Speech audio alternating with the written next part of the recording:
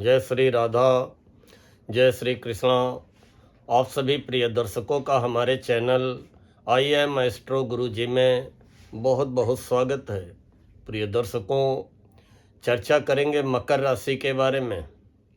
मकर राशि कैप्रिकॉर्न और मकर राशि वालों चर्चा करेंगे आज 19 अप्रैल को शाम को 3:46 पे होने वाले शुक्र के राशि परिवर्तन के बारे में, क्योंकि मकर राशि वालों आपके राशि के स्वामी शनि और शुक्र में अच्छी मित्रता है और शुक्र आपके कैरियर के स्वामी हैं आपकी चंद्र कुंडली में, क्योंकि हमारे ये जो वीडियो जो होते हैं आपकी चंद्र राशि और ग्रहों के गोचर पर ही आधारित होते हैं।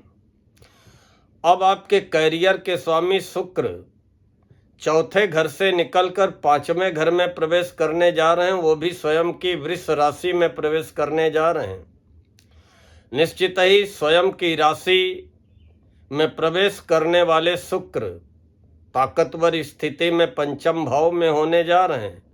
अब आपका 5वां घर, कुंडली का 5वां भाव ताकतवर स्थिति में होकर के आपको क्या परिणाम देने जा रहा है उसकी चर्चा करते हैं। जैसा कि आपने आज के वीडियो के कवर पेज में शीर्षक देखा होगा कि मकर राशि वालों कुछ नया करने का या कुछ नया कर दिखाने का समय आ गया है। 5वां घर होता है उच्च शिक्षा का। स्वाभाविक है कि उच्च शिक्षा में सफलता मिलेगी। उच्च शिक्षा में कोई अवरोध, रुकावटें, बाधाएं आ रही होंगी, वो दूर होंगी। उच्च शिक्षा के बाद व्यक्ति अपने कैरियर के लिए सोचने लगता है, कैरियर के लिए प्रयास करने लगता है, नौकरी के लिए। तो उच्च शिक्षा के बाद कैरियर के लिए किए गए प्रयासों में भी सफलता मिलेगी। 5वां घर होता है संतान का। संतान संबंधी चिंताएं समाप्त होंगी। संतान पक्ष को लेकर के मन प्रसन्न रहेगा। संतान पक्ष को लेकर के कहीं न कहीं से शुभ समाचारों की प्राप्ति होगी। 5वां घर होता है बुद्धि का।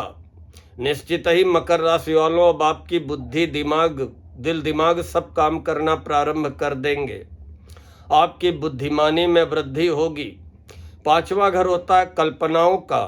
आपकी कल्पनाशीलता में भी वृद्धि होगी। वैसे भी मकर राशि वाले कल्पनाशील हैं। ज़्यादातर वो जब तन्हाई में अकेले होते हैं तो कल्पनाओं के संसार में विचरण करने लगते हैं। 5वां घर होता है सट्टा, लॉटरी, शेयर या अचानक होने वाले लाभ का। तो निश्चित ही अचानक आपको लाभ की प्राप्ति होगी। अगर आप शेयर मार्केट से जुड़े होंगे तो आपको अच्छा लाभ प्राप्त होगा। 5वां घर होता है गीत, संगीत, नृत्य, अभिनय, कला का। निश्चित ही अगर आप कला के क्षेत्र से जुड़े हैं, फैशन के क्षेत्र से जुड़े हैं, मीडिया के क्षेत्र से जुड़े हैं, तो फिर अब आपको इन क्षेत्रों में मनचाही सफलता मिलेगी। 5वां घर होता है भावनाओं का। अब आप अपनी भावनाएं प्रकट कर पाएंगे। अभी तक तो मकर वाले अपनी भावनाएं दबाए हुए बैठे थे। अपनी भावनाओं का चाह करके भी इजहार नहीं कर पा रहे थे। अब अपनी भावनाएं प्रकट करने का, अपनी भावनाएं व्यक्त करने का अनुकूल समय होने जा रहा है। अगर आप नौकरी में होंगे तो आपको आगे बढ़ने के, पदोन्नति के, प्रमोशन के, प्रसिद्धि पाने के, पद प्रतिष्ठा पाने के भी अवसर मिलेंगे। देखिए, प्रेम संबंधों का 5वां घर होता है मकर राशि वालों।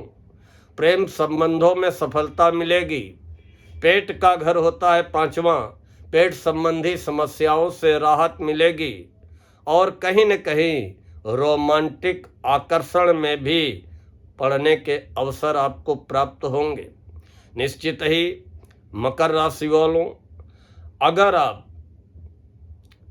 निजी रिश्तों को लेकर के परेशान थे, मन चाहे जीवन साथी को लेकर के परेशान थे, या मन में ऐसी बातें चल रही थीं कि जिसको हम चाहते हैं हमारा लाइफ पार्टनर बने, वो बन पाएगा कि नहीं बन पाएगा, ये स्थितियां समाप्त होंगी और मनचाहे जीवन साथी का न केवल सुख सहयोग मिलेगा बल्कि उसका प्यार व सानिध्य भी मिलेगा और रिश्तों में मधुरता का संचार भी होगा। देखिए, अब आपको अपनी स्किल दिखाने का, अपनी प्रतिभा दिखाने का, अपनी प्रतिभा को निखारने का बहुत अच्छा समय आ गया है। अब आप चाहे नौकरी करते हो चाहे व्यापार करते हो, आपकी प्रतिभा उभर करके सामने आएगी और सभी लोग आपकी प्रतिभा, आपकी योग्यता, आपकी काबिलियत का लोहा मानने को मजबूर हो जाएंगे। अब आपको अपने व्यक्तित्व में, अपनी पर्सनैलिटी में भी निखार होता हुआ दिखाई पड़ेगा। आपकी कार्य कुशलता में वृद्धि होगी। अब आप अपने काम करने का, अपने जीने का ढर्रा बदलने वाले हैं। जिस तरीके से जिंदगी जी रहे थे उसमें भी कुछ नया परिवर्तन करेंगे और नौकरी हो या व्यापार व्यवसाय हो या घर परिवार हो या निजी रिश्ते हो या प्रेम संबंध हो, सभी में आप कुछ ना कुछ नया परिवर्तन करने की चाह करेंगे और नया कुछ कर दिखाने की इच्छा करेंगे और वो आपकी इच्छा पूरी होगी। देखिए मकर राशि वालों, अब आपको केवल प्रयास करने हैं, अब आपको केवल प्रयत्न करने हैं आमदनी बढ़ाने के लिए, कैरियर में सफलता पाने के लिए, उच्च शिक्षा में सफलता पाने के लिए, नौकरी प्राप्ति के प्रयासों के लिए आप आगे बढ़िए। सफलता आपका इंतजार कर रही है और आज 19 अप्रैल दिन में 3:46 से लेकर के 14 मई तक जो भी आप प्रयास कर लेंगे, जो भी आप प्रयत्न कर लेंगे, जो भी आप संपर्क बना लेंगे, उससे आपको फायदा होगा। आप अपने अंदर एक नया परिवर्तन देखने को महसूस करेंगे, आप अपने अंदर एक नया जोश महसूस करेंगे और एक नया सवेरा आगे बढ़ने के लिए आपका इंतजार कर रहा है। उपलब्धियों भरा ये समय साबित होने वाला है और हर प्रकार की उपलब्धियां प्राप्त करने के लिए आपके जीवन में अनुकूल समय प्रारंभ होने जा रहा है। आपके राशि के स्वामी शनि वो भी जो है उदित हो चुके हैं, तीसरे घर में हैं। वो भी आपके साहस पराक्रम में वृद्धि करेंगे, वो भी आपकी योजनाओं को पूरा कराने में सहयोग करेंगे। सूर्य भी चौथे घर में है। हर प्रकार जमीन जायदाद के मामलों में, भूमि भवन वाहन के मामलों में, सरकारी मामलों में सफलता दिलाएंगे। सरकारी नौकरी में आगे बढ़ने के अवसर प्रदान करेंगे। मंगल भी तीसरे घर में है, वो भी अच्छे परिणाम देने की स्थिति में है। सुख साधनों में, जमीन जायदाद के कार्यों में सफलता दिलाते हुए आपकी आमदनी बढ़ाने का कार्य करेंगे। बुध आपके फेवर में नहीं है, बुध आपके फेवर में 30 अप्रैल को सुबह आ जाएंगे, जो कि न केवल व्यापार में वृद्धि करेंगे बल्कि भाग्य का साथ मिलेगा और अपनी बुद्धि और वाणी के द्वारा, अपने जो है व्यवहार के द्वारा, अपने प्रतिभा के द्वारा नौकरी में सफलता पाने में सफल रहेंगे और व्यापार व्यवसाय को आगे बढ़ाते हुए व्यापार व्यवसाय से भी लाभ अर्जित करने में सफल रहेंगे। गुरु भी आपके फेवर में नहीं है, गुरु 2 जून को पूरी तरीके से फेवर में आ जाएंगे।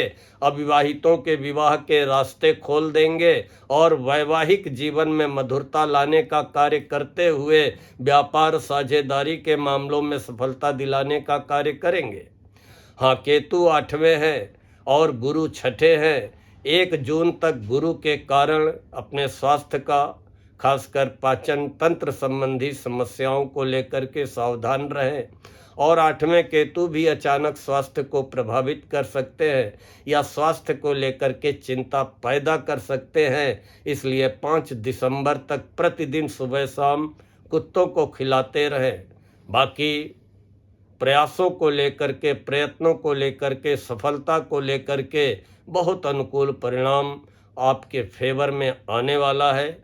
आगे बढ़िए, हिम्मत बांधिए, लक्ष्य निर्धारित करिए और लक्ष्य को प्राप्त करने में जुट जाइए। असफलता का सामना नहीं करना पड़ेगा। इन्हीं शब्दों के साथ आज मैं अपनी वाणी को यहीं पर विराम देता हूँ। जय श्री राधा, जय श्री कृष्ण।